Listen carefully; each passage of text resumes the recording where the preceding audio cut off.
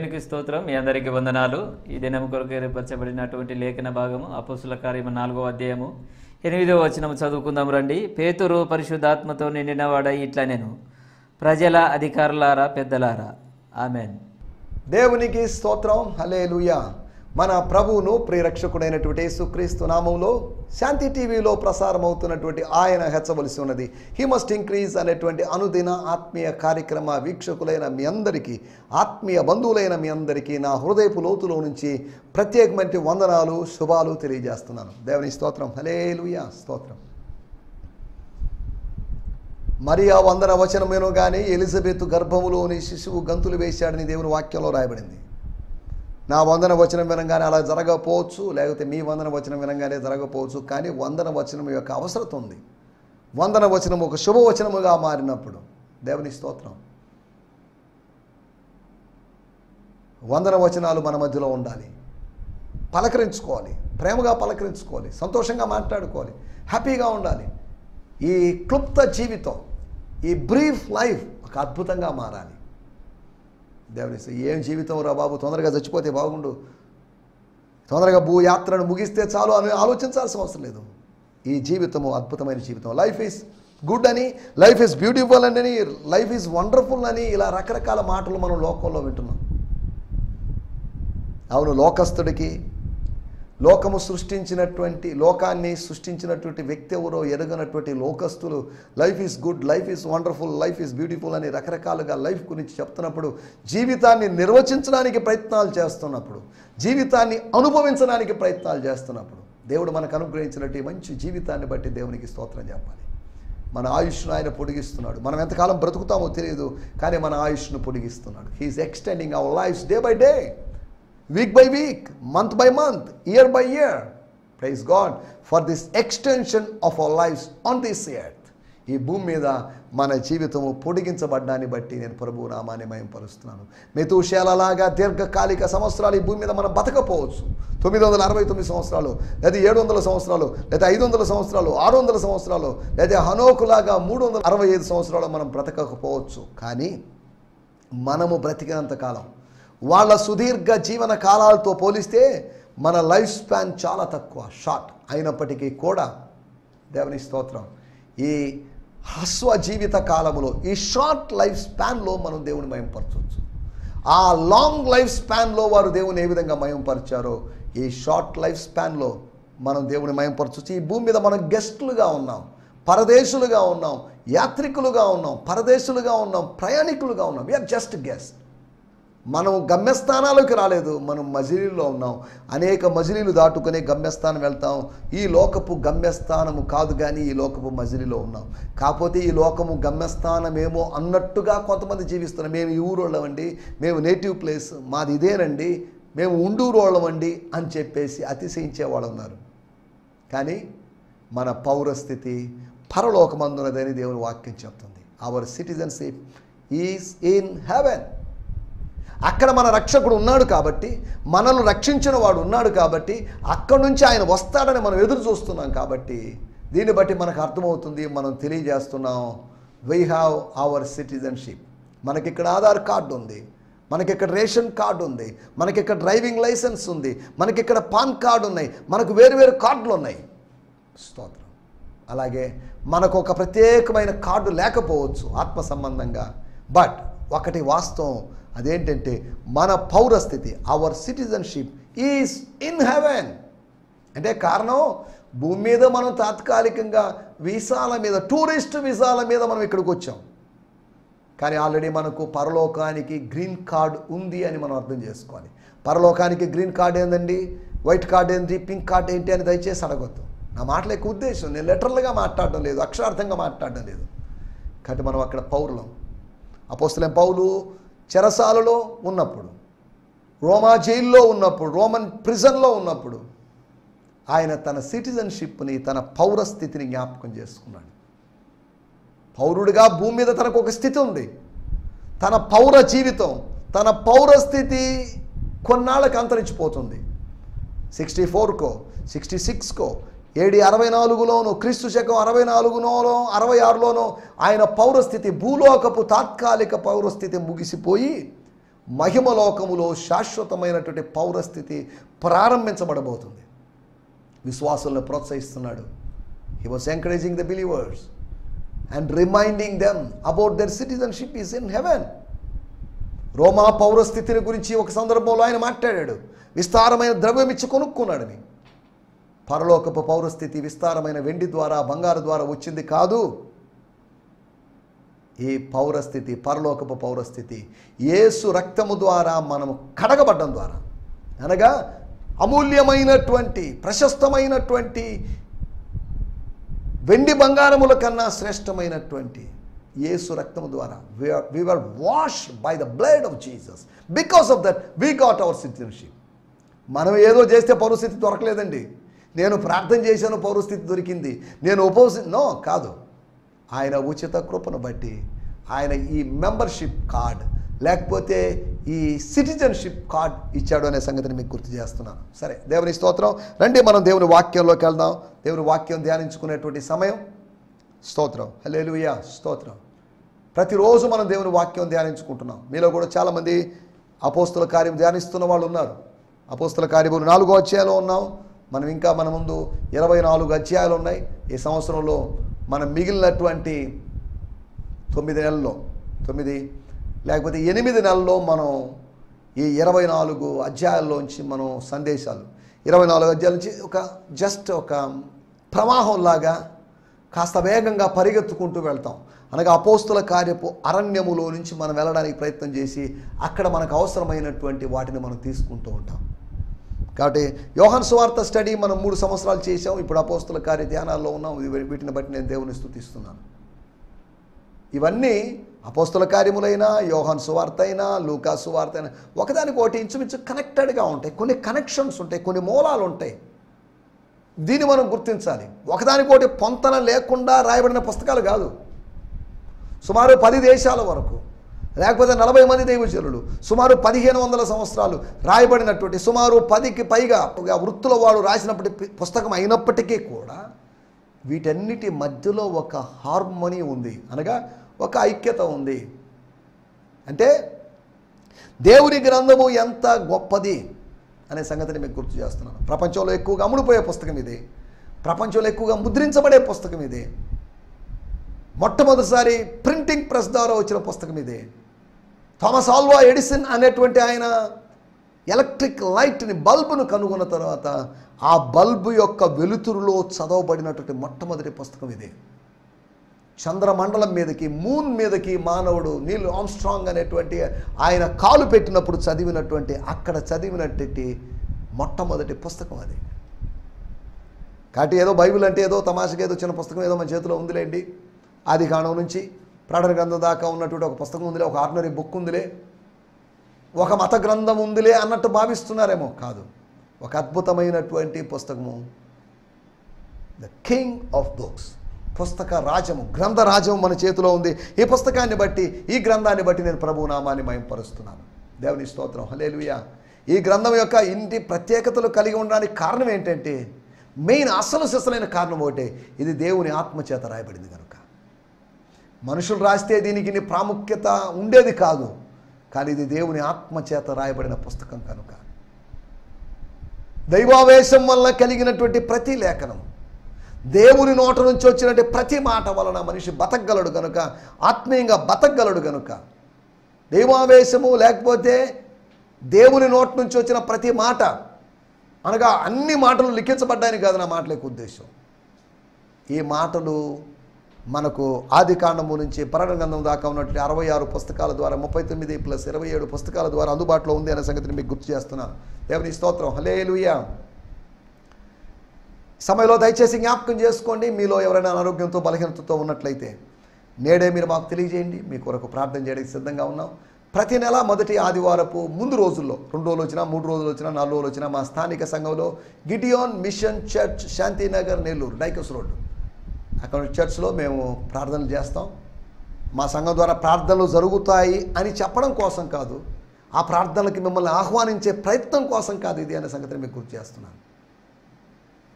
ఈ ప్రార్థనా ఉద్యమంలో ఇలా ప్రార్థిస్తున్నప్పుడు మీ వంతు మీరు సహకరించండి, మీరు ప్రార్థించండి, లేదంటే మీ ప్రార్థనా విషయాలు మాకు పంపించాల్సిందిగా మిమ్మల్ని ప్రేమపూర్వకంగా కోరుతున్నాం. దేవుని స్తోత్రం. హల్లెలూయా. రండి, మనం నిన్న ఆలోచించిన విషయాలు మీకు త్వరగా జ్ఞాపకం చేస్తాను, మన సమయం కొద్దిగా ఉంది. నిన్న మనం ఆలోచించిన విషయాలు, స్తోత్రం, అదృశ్యమైనవి దృశ్యమయ్యే అవకాశం ఉంది, దృశ్యమైనవి అదృశ్యమయ్యే అవకాశం ఉంది, అనగా కనిపించేవి మాయమైపోయే అవకాశం ఉంది, మరుగై ఉన్నవి మన ముందుకు తేబడేటువంటి అవకాశం ఉంది. కడపటివారు మొదటివారు, మొదటివారు కడపటివారు అయ్యే అవకాశం ఉంది. ఆత్మానుసారులు శరీరానుసారులు అయ్యే అవకాశం ఉంది, శరీరానుసారులు ఆత్మానుసారులు అయ్యే అవకాశం ఉంది. మంచివాళ్ళు చెడ్డవాళ్ళు అవుతున్నారు, చెడ్డవాళ్ళు మంచివాళ్ళు అవుతున్నారు. దేవుని స్తోత్రం. అనగా మంచివారు చెడ్డవాళ్ళు కావాలని కాదు, పవిత్రుడు పవిత్రుడుగానే ఉండనిము, అపవిత్రుడు అపవిత్రుడుగానే ఉండనిము, నీతిమంతుడు నీతిమంతుడుగానే ఉండనిము, అనీతిమంతుడు అనీతిమంతుడుగానే ఉండనిము అని ప్రకటన గ్రంథంలో రాయబడింది. స్తోత్రం. దేవుని స్తోత్రం. మనకు నీతిమంతులుగా ఉండాలన్నా, అనీతిమంతులుగా ఉండాలన్నా, మంచివారిగా ఉండాలన్నా, చెడ్డవారిగా ఉండాలన్నా చాయిస్ మనకి ఇవ్వబడింది. అది నీ ఇష్టం. It's up to you. ఈ మాటలు వింటున్న దేవుని బిడ్డలారా, అది మన ఇష్ట ప్రకారం. మనం నీతిమంతుడిగా ఉండాలనుకుంటే ఉండొచ్చు. బలవంతంగా ఆయన నేను నీతిమంతుడుగాను, బలవంతుడిగా నిన్ను అనీతిమంతుడుగాను, బలవంతుడిగాను మంచివాడిగా కాదు. ఫోర్సబుల్ కన్వర్షన్ లేదు అన్నప్పుడు, బలవంతపు మత మార్పిడి లేదు అన్నప్పుడు, బలవంతంగా నిన్ను ఏదో విధంగా చేయడం అనేది ఆయనకి ఇష్టం లేదు. నీకు స్వేచ్ఛనిచ్చాడు, ఫ్రీ విల్ ఇచ్చాడు ఆయన. నువ్వు స్వేచ్ఛగా ఏదైనా తీర్మానం తీసుకోవచ్చు. చూడుడి, మీ ఎదుట దీవెనకి శాపం పెట్టుచున్నాను, జీవాన్ని మరణాన్ని పెట్టాను. It's up to you. బరబ్బాని యేసుని వాళ్ళ ముందు ఉంచాడు పిలాతు. యేసుకు ఒక్క ఓటు కూడా పడలేదు, 0 పడ్డాయి. అనగా దాని అర్థం యేసుని ఎవరు కోరుకోలేదు, యేసుని ఎవరు ఎంపిక చేయలేదు. కానీ వీ వాంట్ బరబ్బాస్ అనే కేకలు వేశారు. ఏంటయ్యా బరబ్బాని కోరుకునేది ఏంటిది? మరి పిచ్చితనం కాకపోతే వాడు బంది. ఇవన్నీ మాకు తెలుసండి, but we need him, but we don't want Jesus. మాకు యేసు వద్దు. లోకము ఆయన్ను వద్దనుకుంటుంది, కానీ లోకములో ఉన్నటువంటి ఆయన ప్రజలు, ఆయన ఏర్పాటు చేసుకున్న ప్రజలు మాత్రం ఆయన మాకు కావాలి, ఆయన ఉంటే చాలు, నీవుంటే మాకు చాలు అనే భక్తులు పాడుకుంటున్నారు. అంటే ఆ పాట ఈ మధ్య వచ్చింది కదా, వాళ్ళు ఎప్పుడో పాడుకోవడం ఏంటి అని దయచేసి అడగొద్దు. దేవుని స్తోత్రం. దేవుని వాక్యాన్ని మనం జాగ్రత్తగా విందాం.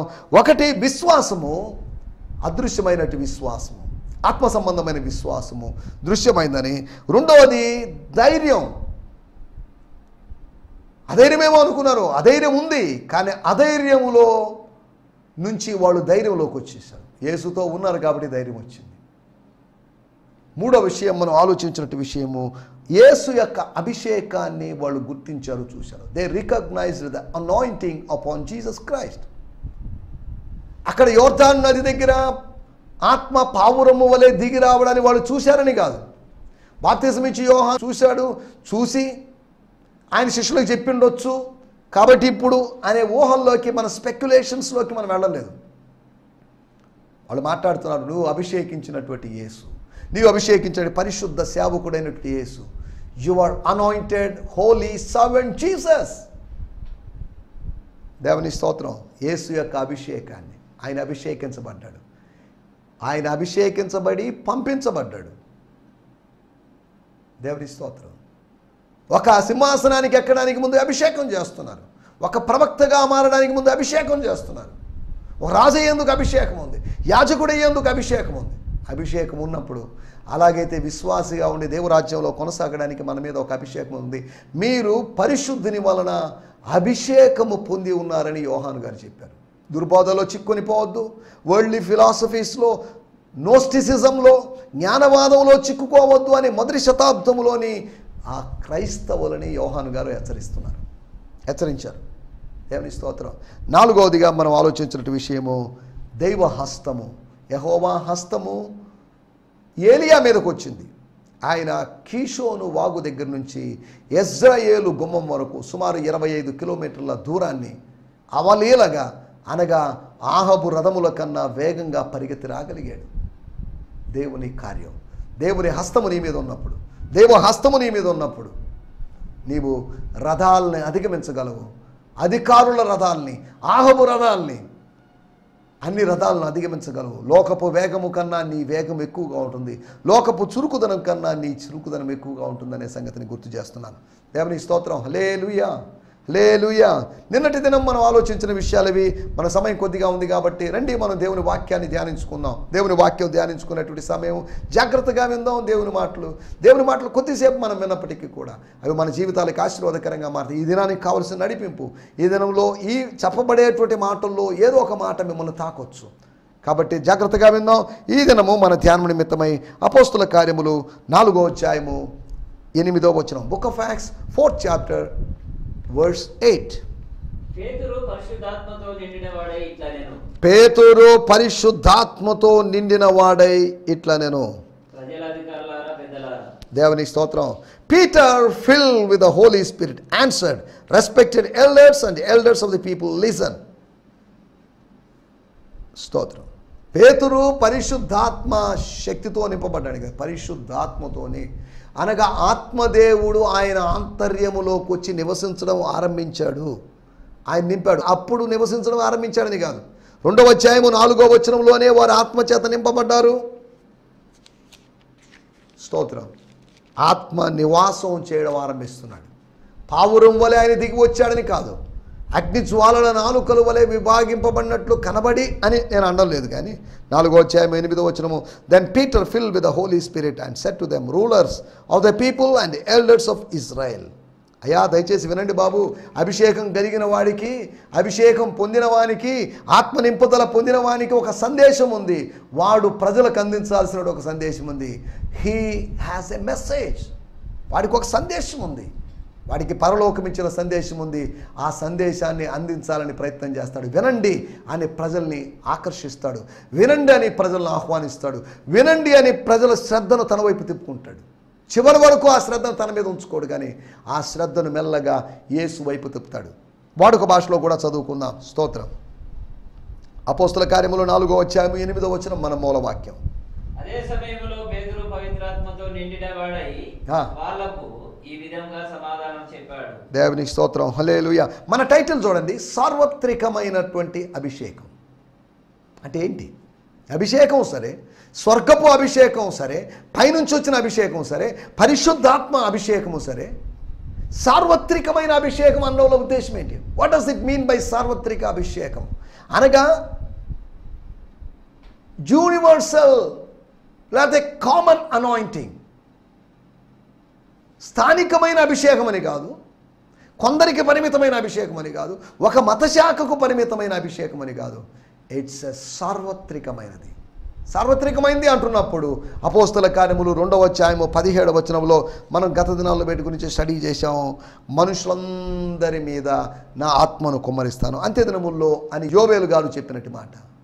మనుషులందరి మీద, upon all the flesh, upon all the people, అందరి మీద. కులాలు లేవు, మతాలు లేవు, ఉన్నాయి, కానీ ఆ తేడాలు చూడకుండా దేవుడు కార్యం చేస్తాడు. కులాలు మతాలు చూసి మనుషులు, అధికారులు, రాజకీయ నాయకులు కార్యాలు చేస్తారేమో, కానీ కులాలకి, మతాలకి, ప్రాంతాలకి, వర్గాలకి, వర్ణాలకి అతీతంగా దేవుడు కార్యం చేస్తాడు. దేవుడు పక్షపాతి కాడు. మనిషి మాత్రం ఎప్పుడు పక్షపాతే, కానీ దేవుడు పక్షపాతి కాడు అనే సంగతిని మనం గ్రహించాలి. ఈ సంగతి గ్రహించడానికి అపోస్తలుడైన పేతురు గారికి అనేక దినాలు పట్టింది. కొర్నేలి ఇంట్లో ఈ సత్యము బయలుపరచబడింది. అదేంటండి ఇది? చర్మకారుడైన సీమోన్ ఇంట్లో ఉన్నాడు కదా, అక్కడ బయలుపరచబడకుండా, ఆత్మాభిషేకము 2వ అధ్యాయంలో పొందాడు, అక్కడ బయలుపరచబడకుండా, 4వ అధ్యాయంలో పరిశుద్ధాత్మను పొందాడు, అప్పుడు బయలుపరచబడకుండా, కొర్నేలి ఇంట్లో ఈ సంగతి, ఈ ఆత్మీయ సత్యము బయలుపరచబడడం ఏంటి అంటారేమో. అది సత్యాన్ని దేవుడు ఎప్పుడు, ఎక్కడ, ఎలా బయలుపరుస్తాడో మనకు తెలియదు. సత్యము బహులోతుగా ఉన్నది. దాన్ని గ్రహింపగలిగిన వాళ్ళు ఎవరు? సత్యము లోతుగా ఉంది. ఆ లోతుగా ఉన్న సత్యాన్ని పేతురే గ్రహించలేకపోయాడు. గ్రహించున్నట్లుగా దేవుడు ఆయన కనులు తెరిచాడు. పేతురు కనులు కూడా తెరవబడ్డాయి. పేతురు కనులు తెరవబడ్డాయి అని బైబిల్లో రాయబడలేదు, కానీ మన కనులు తెరవబడతాయి. సత్యము మన కనులు తెరిపిస్తుంది. Truth will make us free. Truth will make our eyes open. సత్యము మన గుడ్డి నేత్రాల్ని, లేకపోతే మూయబడినటువంటి మనోనేత్రాల్ని, ఈ యుగ సంబంధమైన దేవత మూసినటువంటి నేత్రాలను తెరిపిస్తుంది. This is the power of the truth of the word of God. దేవుని వాక్య సత్యము, యేసు అనేటువంటి సత్యం, యేసును గూర్చిన సత్యము, దేవుని కుమారుడు అనేటువంటి సత్యం, ఈ సత్యము మన ఆత్మీయ నేత్రాలను వెలిగిస్తుంది. యోనాతాను కన్నులు ప్రకాశించినట్లుగా విశ్వాసులందరి కన్నులు యోనాతానులం అయిపోవాలి మనం. అంటే అదేంటంటే యోనాతానులు అయిపోయేది ఏంటి అంటారేమో. ఈ సందర్భంలో మాత్రమే యోనాతానుగా మనల్ని పోల్చుకోవాలి. మిగతా సందర్భాల్లో కూడా పోల్చుకోవచ్చు, ఆయన దగ్గర నుంచి మనం పాఠాలు నేర్చుకోవచ్చు. పరిశుద్ధాత్మ దేవుడు రాయించిన స్టోరీ కనుక ఆ కథా పాత్రని లేకపోతే ఆ క్యారెక్టర్ని, ఆ రోల్ని మనకు చూపించాడంటే దాని ద్వారా మనకు ఏదో పాఠాలు నేర్పిస్తున్నాడు. మన కన్నులు తెరవబడాలి. మరణ నిద్ర నొందకున్నట్టు నా కన్నులకు వెలుగు నిమ్ము అనే కీర్తనాకారుడు 12లోనూ 13లోనూ అనడాన్ని మనం చూడగలం. దేవుని స్తోత్రం, హల్లెలూయా. రండి, మనం ఈ సమయంలో సార్వత్రికమైన అభిషేకం అని దీన్ని ఎందుకు అంటున్నాం? సార్వత్రికమైనటువంటి అభిషేకం అంటే దిస్ ఈస్ క్యాథలిక్ అనాయింటింగ్. అంటే ఇది ప్రొటెస్టెంట్కి సంబంధించింది కాదా? క్యాథలిక్ అనాయింటింగ్ అంటే దాని అర్థం ఏంటి? కెథోలసిస్ అంటే సార్వత్రికమైందని అర్థం. క్యాథలిక్ అంటే ఏదో మరేమో గుడో లేకపోతే రోమన్ లేకపోతే ఏదో వాటికన్ సిటీకి సంబంధించినది కాదు. కెథోలసిస్ అంటే దాని అర్థం సార్వత్రికమైనది అని అర్థం, అందరికి సంబంధించింది అని అర్థం. ఈ దేశం ఎవరిది? ఒకరి సొంతం కాదు. ఈ జిల్లా ఎవరిది? ఒకరి సొంతం కాదు. ఈ రాష్ట్రం ఎవరిది? ఒకరి సొంతం కాదు. నేనుంటున్న ప్రాంతం ఎవరిది? దేవుని సంఘం ఎవరి సొంతం కాదు. దట్ ఈస్ యూనివర్సల్, అది సార్వత్రికమైనది, క్యాథోలిక్. దేవుని స్తోత్రం. మనందరం క్యాథలిక్లమే. అదేంటండి ప్రొటెస్టెంట్ అయితే క్యాథలిక్? మనము క్యాథలిక్లమి, మనం ప్రొటెస్టెంట్లమి, మనం వీఆర్ అపోస్టలిక్, వీఆర్ హోలీ. ఇలా రకరకాల మాటలు దేవుని సంఘాన్ని గురించి వినియోగించబడ్డాయి. కాబట్టి ఇక్కడ రాయబడిన మాటలు మనం ఆలోచించిన మాటలు 4వ అధ్యాయం 8వ వచనంలో నేను త్వరగా 5 విషయాలు నేను మీకు జ్ఞాపకం చేస్తాను. పేతురు మీదకి దిగి వచ్చినటువంటి ఆత్మ అనగా పేతురు పక్కన ఉన్నటువంటి యోహాను మీదకి రాలేదు అని కాదు నా మాటల యొక్క ఉద్దేశం. పేతురుని అభిషేకించిన వాడు యోహాను అభిషేకించగలడు. అలనాడు 120 మందిని అభిషేకించిన వాడు 2 లేకపోతే అన్యజనులు అందరిని అభిషేకించగలడు. ఈ అభిషేకపు ఉదాహరణలు 5 ఉదాహరణలు మీకు త్వరగా జ్ఞాపకం చేస్తాను. 1 సేవకుని పైన ఉన్నటువంటి అభిషేకం, the anointing upon the minister of God. పేతురు యోహాన్ల మీద ఉన్న అభిషేకం లేదా పేతురు మీద ఉన్నట్టు అభిషేకం నీ మీద నా మీద అభిషేకం ఉండాలి. స్తోత్రం, హల్లెలూయా. మనం అభిషేకించబడాలి, ఇది దేవుని చిత్తం. ఆ అభిషేకం మనలో నిలిచి ఉండాలి, ఇది దేవుని చిత్తం. ఒక పరిశుద్ధ తైలము పాత నిబంధన కాలంలో ఉంది. మొదటి సమయాల గ్రంథము 16వ అధ్యాయంలో బెత్లెహేము వాడైనటువంటి జెస్సీ అనగా యెషయి ఇంటికి వెళ్ళి యెషయి కుమారుల్లో ఒకరిని అభిషేకించమని దేవుడు చెప్పాడు. తనకు నచ్చిన వాడు కాదు, తనకు నచ్చిన వాళ్ళు ఉన్నారు కానీ వాళ్ళ గురించి కాదు, కానీ దేవుడు చెప్పిన వారిని మాత్రమే సమూయేలు అభిషేకించాలి. మన ఇష్టమైన పరిచర్య చేసుకోవడానికి మన బిజినెస్ అది, కానీ ఇది దేవుని పని కాబట్టి మన ఇష్టం కాదు, దేవుని ఇష్టమే. మొట్టమొదటి విషయం సేవకుని పైన ఉన్నటువంటి అభిషేకం. రెండో విషయాన్ని నేను మీకు జ్ఞాపకం చేస్తాను. 4వ అధ్యాయం 27, 28 వచనాలు. నిన్నటి ఎపిసోడ్లో కూడా మనం ఆలోచించాం, మనకు చదువుకునే సమయం లేదు కాబట్టి ఆ భాగాన్ని మాత్రమే చదువుతున్నాను. నీవు అభిషేకించిన నీ పరిశుద్ధ సేవకుడైన యేసు, నీవు అభిషేకించిన దేవుడు కుమారుణ్ణి అభిషేకించాడు, తండ్రి కుమారుణ్ణి అభిషేకించాడు. యెహోవా దేవుడు యేసుని అభిషేకించాడు, యెహోవా దేవుడు యేషువాని అభిషేకించాడు, మెస్సియాని అభిషేకించాడు. ఆయన పేరు అభిషేక్తుడు, క్రిస్టోస్ అనగా అభిషేక్తుడు, అభిషేకము పొందినవాడు. దేవునికి స్తోత్రం, హల్లెలూయా. రెండవది యేసు పైన ఉన్నటువంటి మన ప్రభువు పైన ఉన్నటువంటి అభిషేకం. ప్రభు ఆత్మ నా మీద ఉన్నది అని యెషయా గ్రంథం 42వ అధ్యాయంలో మాట. లూకా సువార్త 4వ అధ్యాయంలో అది ప్రస్తావించబడింది. ప్రభు ఆత్మ నా మీద ఉంది, నజరేతులోని సమాజ మందిరంలో చెప్పబడిన విషయం. రెండో విషయము, ఒకటి సేవకుని పైన ఉన్న అభిషేకము, రెండోది ప్రభు పైన ఉన్నట్టు అభిషేకము. మూడవది అపోస్తుల కార్యములు 4వ అధ్యాయము 31వ వచనంలో రాయబడింది. వారు ప్రార్థన చేయగానే, ప్రార్థన చేసిన వెంటనే ఎంతసేపు పట్టిందో మరి తెలియదు, with in a few minutes, with in a few seconds what happen, వారు ప్రార్థన చేయగానే వారు కూడి ఉన్న చోటు కంపించను. వారు కూడి ఉన్న చోటు మునుపు కంపించలేదు, మొదటిసారిగా కంపించింది. ఏదో కంపనము, ఆ కంపనము ఒకవేళ వాళ్ళకి భయాన్ని పుట్టించుండొచ్చు, దైవికమైన భయాన్ని, గాడ్లీ ఫియర్ని పుట్టించుండొచ్చు. దేవుని సన్నిధిని, దేవుని సాన్నిధ్యాన్ని, దేవుని యొక్క లెటరల్ ప్రెజెన్స్ ఆఫ్ గాడ్ని ఇది రిమైండ్ చేస్తుంటుంది. అక్కడ రాయబడిన మాటలు, వారు ప్రార్థన చేయగానే వారు కూడి ఉన్న చోటు కంపించను. అప్పుడు వారు కొందరు కాదు, వారందరూ పరిశుద్ధాత్మతో నింపబడిన వారై దేవుని వాక్యమును ధైర్యముగా వారందరూ బోధించారు. కొందరు కాదు, స్తోత్రం. వారందరూ ఆత్మతో నింపబడ్డారు, ఆత్మతో నింపబడి బోధించారు. ఆత్మ లేకుండా బోధించడానికి వీల్లేదు. దేవుని స్తోత్రం, హల్లెలూయా. వారందరూ అంటే ఎవరు? ఆ ముందు వచనంలో రాయబడింది, అనగా 23వ వచనంలో, వారు విడుదల పొంది తమ స్వజనుల యొద్దకు వచ్చి, స్తోత్రం, హల్లెలూయా, స్వజనుల యొద్దకు వచ్చి, అదర్ బిలీవర్స్ దగ్గరికి వచ్చి, అనగా శిష్యుల దగ్గరికి వచ్చి, ఇతర శిష్యుల దగ్గరికి వచ్చి, అనగా 8,000 మంది దగ్గరికి వచ్చి, 5 + 3 8,000 మంది దగ్గరికి వచ్చి, అనగా మూడో విషయము, స్వజనుల మీద, శిష్యుల మీద, క్రైస్తవుల మీద, వాళ్ళప్పటికే క్రైస్తవులని పిలవబడలేదు, వారి మీద ఉన్నటువంటి అభిషేకం. ఒకటి సేవకుల మీద ఉన్న అభిషేకము, రెండోది యేసు మీద ఉన్నటువంటి అభిషేకము, మూడోది స్వజనుల మీద ఉన్నటువంటి అభిషేకము. నాలుగో విషయాన్ని అపోస్తల కార్యములు 9వ అధ్యాయము 17వ వచనం, book of acts 9th chapter verse 17. అతని మీద చేతులుంచి, సౌలా మై బ్రదర్, స్తోత్రం, నీ మార్గంలో దమస్కస్ మార్గంలో కనిపించినట్టు యేసు, చాలండి, ఇదే మాట మనకు కావాల్సి. నీవు దృష్టి పొంది తర్వాత పరిశుద్ధాత్మ పొందినట్లుగా. You should receive the Holi spirit. నీకు ఇప్పటిదాకా ఈ అనుభవం లేదు. యోబేలు ప్రవచనం తెలుసు, ఆత్మను గురించినటువంటి పాత నిబంధన ప్రవచనాలు నీకు తెలుసు, కానీ యూ నీడ్ అన్ ఎక్స్పీరియన్స్. లేఖనాలు తెలిసినంత మాత్రాన సరిపోదు. యు నీడ్ ఎక్స్పీరియన్స్, అనుభవం కావాలి, ఆత్మానుభవం కావాలి. అనగా హింసకుని మీద వచ్చినటువంటి అభిషేకం. ఒక 3 రోజుల క్రితం వరకు హింసకుడే, ఈ 3 రోజులు సైలెంట్ అయిపోయాడు. 3 రోజులకు ముందు వైలెంట్గా ఉన్నటువంటి వ్యక్తి, ఇప్పుడు అతని ఒక హింసకుణ్ణి కూడా ప్రభు ఏర్పాటు చేసుకున్నాడు. అనగా ఒక రెబల్ మీద కూడా ఒక అనాయింటింగ్. స్తోత్రం. 5వ విషయాన్ని నేను చెప్పి ముగిస్తాను. 10వ అధ్యాయం అపోస్తల కార్యములు 45 మరియు 46 వచనాలు మనం గమనించినట్లయితే అక్కడ రాయబడింది. సమయం లేదు కాబట్టి చదవాల్సిన అవసరం లేదు. అన్యజనుల మీద సైతము పరిశుద్ధాత్ముడు కుమ్మరి, Holy Spirit has been poured out upon the Gentiles. స్తోత్రం.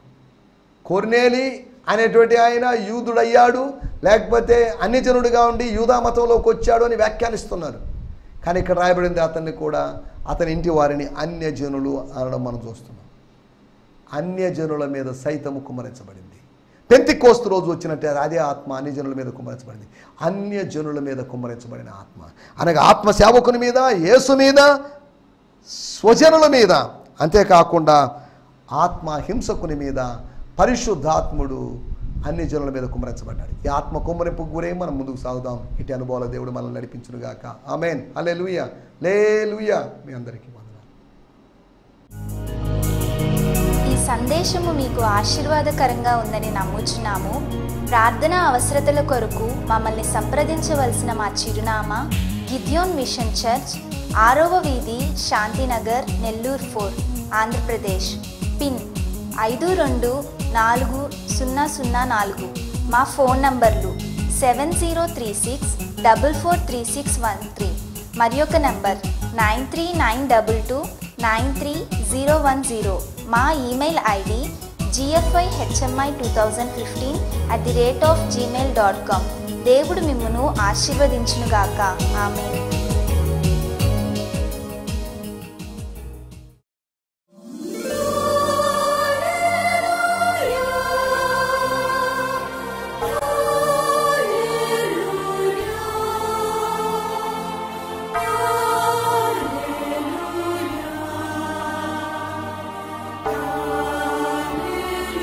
Hallelujah.